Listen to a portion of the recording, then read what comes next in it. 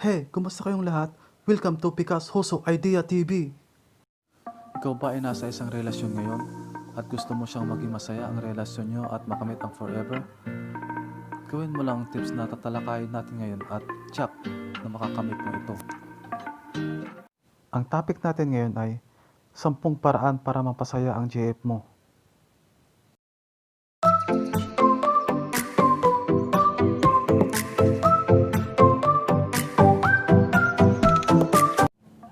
Number 1, gift. Isa ito sa pinaka-importante. Give her something unique na hindi niya mahulaan at kapakipakinabang para sa kanya. Kasi, a girl loves a unique gift. Number 2, surprise her. A girl loves surprises. Kaya dalhin siya sa isang rides o sa pamimili ng walang paunang impormasyon o kahit para sa isang katchay date lang. Number 3, respect. Dapat respetuhin mo siya, ang damdamin niya, ang kanyang emosyon at kanyang pamilya. Number 4, listen. Kung may sinasabi siya sa iyo na nakakaabala sa kanya, pakinggan mo lang siya ng mabuti. Hindi niya kailangan ng payo. Alam na niya kung ano ang nangyayari. Makinig ka lamang sa kanya. Payo lamang kapag humiling siya. Number 5, time.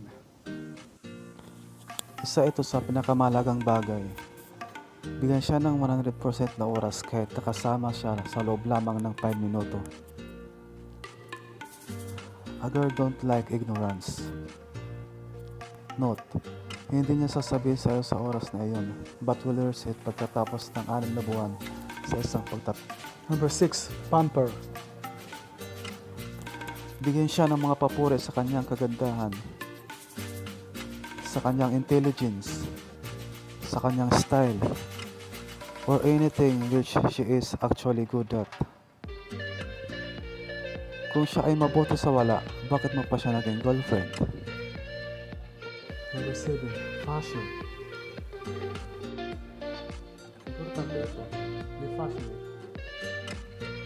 Dahil, ang babae ay nakakaramdam ng ligaya kapag ang kaparehan nito ay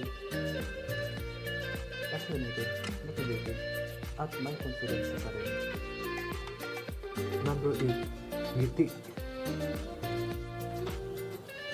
Palaging sababawan siya na may malaking ngiti sa iyong mukha. Kasi, ang isang babae ay nakakaramdam ng kumpiyansa at komportable kapag ginawa mo iyon. Number 9, care. Ang isang babae ay tunay na nakadarama ng kasiyahan kapag ang isang lalaki ay tunay na nagmamalasakit sa kanya.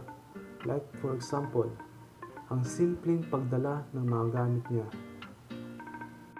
Number 10, play. Maglaro ng kanyang buhok at hindi sa kanyang puso. Ito mga dapat mong gawin.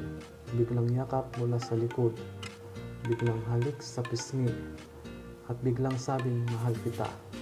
Habang pinag-uusapan ang tungkol sa seryosong bagay, mahalaga ito kaysa sa iniisip mo.